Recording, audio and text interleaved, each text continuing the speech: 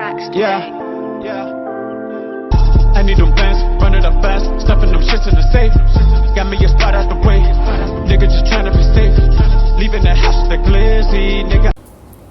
Let's get to the sports talk.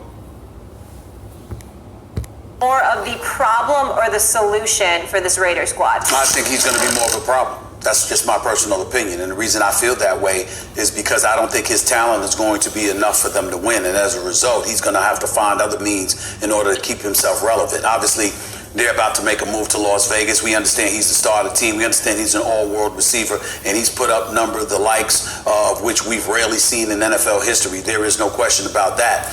But it's not just about his talent. Obviously, to him, it's about his brand. It's about his notoriety and what have you. It's not even just about the money. He's got $30 million in guaranteed dollars. But when you look at the Oakland Raiders, who were 4-12 last year, even though Derek Carr is a guy that's completed his highest completion percentage under John Gruden last year with about 68.9%, threw for 4,000 yards, which was also a career best for him. He only threw about 19 touchdowns. He had about 10 interceptions, and it was relatively pedestrian compared to what we had grown to expect from him. You got to wonder. The Oakland could make a big jump this year.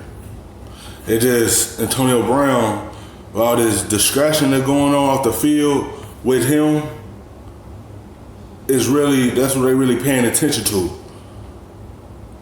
Over a helmet. So you know, if he get back focused, he can help them get to a playoff.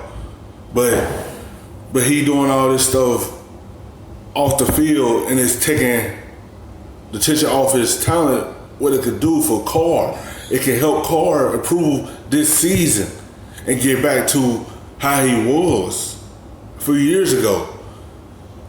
It can help him take that next step again as a quarterback and prove he's the franchise quarterback for the Oakland Raiders. But all the distraction he got going on the field is not really helping.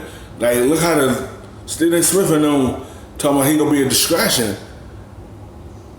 You see, with all that attention going on, all this negative he got going on off the field, it just taking away from what he could do this season.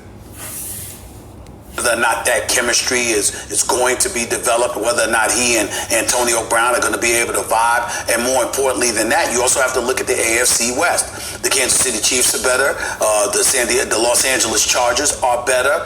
The Denver Broncos, with the acquisition of Vic Fangio as their head coach, obviously a defensive-minded guy, plus you've got a serviceable quarterback at the very least in Joe Flacco. You've got to believe they've got a chance to be better than the Oakland Raiders. And so when you take all of those things into consideration, you're wondering what's going to happen to the Raiders in terms of wins and losses. The likelihood is that they'll lose more than they win.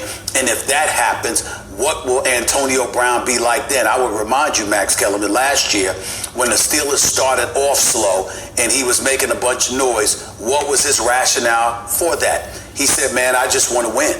I can't stand losing. And I'm paraphrasing here, not quoting him directly, but what he was saying is that when I'm not winning, I'm not happy, and all bets are off. And so, like, yeah, you in a tough conference. I want to see how he gonna react if they start out slow like he did in Pittsburgh.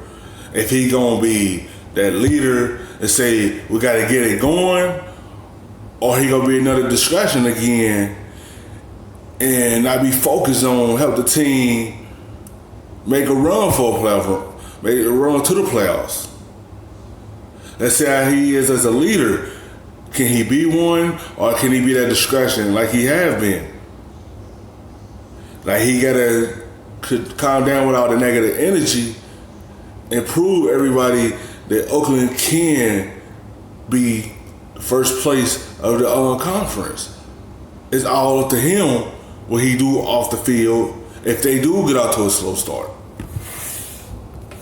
Unless we're expecting the Oakland Raiders to win, how can we expect anything great from Antonio Brown? I don't expect them to win very much. I'll tell you someone who does, Louis Riddick, who was on this show predicting they make the playoffs, if memory serves, a couple weeks ago. Mm-hmm. So there are those who think, credible sources who think, or people in the business who think, no, the Raiders are really, as you would say, Stephen A., on the come up. I don't think they're going to make the playoffs. But you know what? when you say, is a guy going to be more of a problem or more of a solution? I don't think you can just write off, you say, well, they're not going to make the playoffs, so he's just not part of the solution. Because he can still contribute to wins. In other words, with or without him, are you better or worse? With Antonio Brown, they're going to be better. Let me point to several receivers in the not too they're gonna be a good team. Like I feel like I got a little distracted. But yes, like he have that talent to help Carr be a better quarterback this year. It won't be no pressure on him because he got that veteran mind state and he a star, and it can help Carr out and make Carr's job much easier this year. Help him have a better percentage this year and everything. It's all up to Carr, how he take all this, like having this type of talent as a wide receiver, have this type of wide receiver on his team. In past, who are all world talents, putting up all world numbers, and sometimes would create distractions off the field or otherwise be criticized by the media, taking plays off or getting into trouble off the field even. But when they were on teams, those teams got better. Well, I mean, Randy Moss comes to mind. Oh, Randy Moss takes plays off, except when he went to the Patriots, they went undefeated, right? Largely because they had an unstoppable offensive weapon in Randy Moss. Plexico Burress, Stephen A. First he wins the Super Bowl, then he literally shoots himself in the foot, and he's off the team, and the Giants failed to make a playoff run that they were anticipated to make. When you have it, now those are playoff caliber teams. If the Raiders aren't playoff caliber, it's not going to be because of Antonio Brown.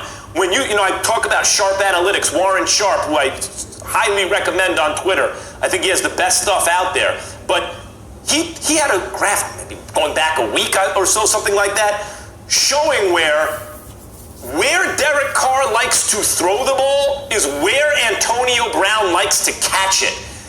When you have a guy putting up Jerry Rice numbers, and he likes to catch it where the quarterback likes to throw it, and you want to find out about the quarterback. If the Raiders don't have a good season, it will not be because Antonio Brown. He will contribute to their winning once on the field. Max Kellerman, let me throw the Oakland Raiders schedule at you, and I want to listen to everything that you just said. I have this schedule in front of me, Max Kellerman.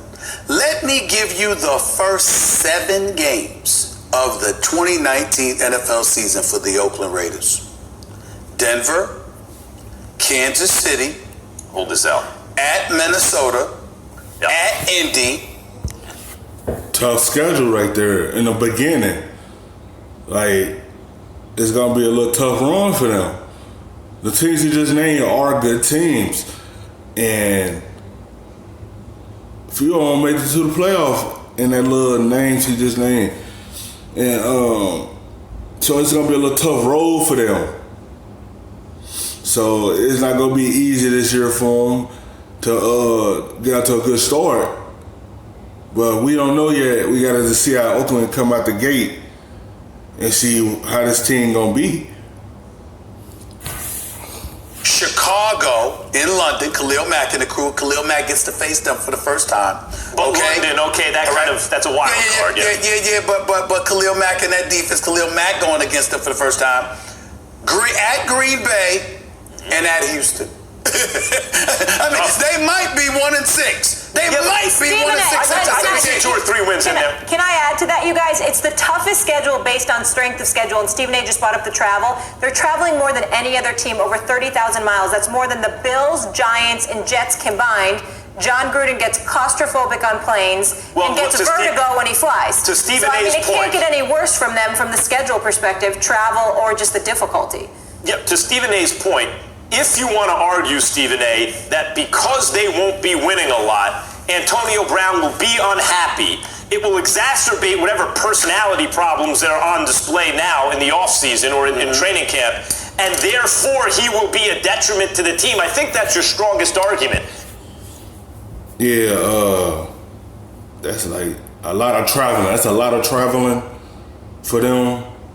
It just, if Antonio Brown just be focused for them, they'd be okay. But the rate he going, he's a distraction more than he helping them. You know, to show them you're a leader and show them that helmet ain't gonna distract me for helping this team grow. But right now, all the tension is not on what this team's gonna look like. It's on the problems he had off the field with the NFL about his helmet and everything. Is not paying attention to this team, and it's all discussion right now for them. Like, let's see if can they get back focused. Let's see he get back locked in to help the Raiders take that next step for themselves. That is my argument. But that is my argument, because I'm certainly not questioning anything about his greatness as a talent and as a wide receiver. My two things that I'm focusing on is exactly what you just eliminated, and number two, Derek Carr is not Big Ben.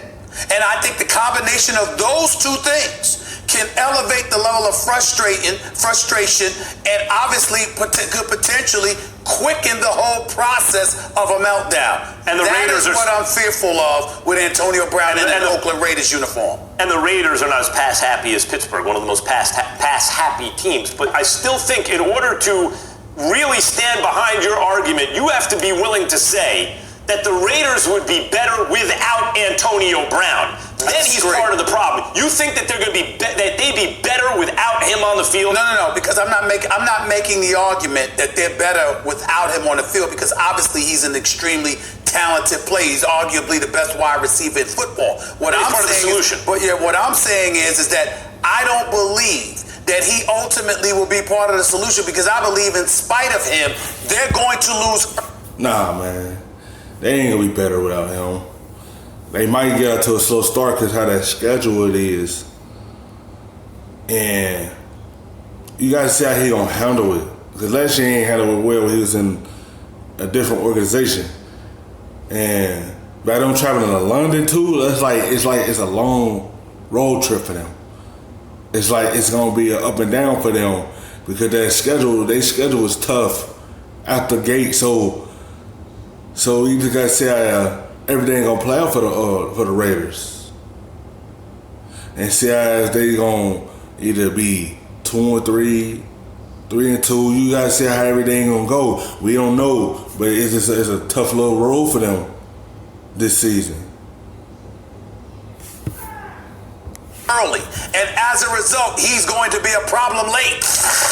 Thanks for watching ESPN on YouTube. For more sports highlights and analysis,